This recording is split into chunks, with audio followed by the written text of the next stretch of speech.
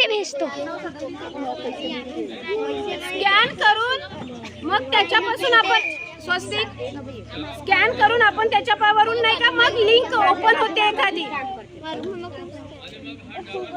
Open होते, मग त्याच्यावरून जे काही आपल्याला ओपन करायचं ते सगळं काही ओपन होते.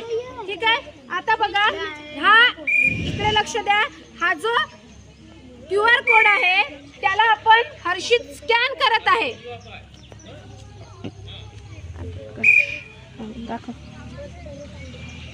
हा बघा, हे केल्याबरोबर की नाही एक लिंक ओपन झाली हर्षित. एक लिंक ओपन होते, त्याला टच कर बेटा. हा, आता होणार फॉर्म सुरू. हा, ते लिंक आली, त्याला हर्षितनी टच केला तर एक पूर्ण असा फॉर्म ओपन झाला. तुमचा नाही होणार जोपर्यंत तुम्ही इथे स्कॅन करणार नाही तोपर्यंत. मी सांगू स्कॅन साठी आणखी एक पद्धत, आपल्या शाळेच्या ग्रुपवर मी तो बारकोड पाठवलेला आहे.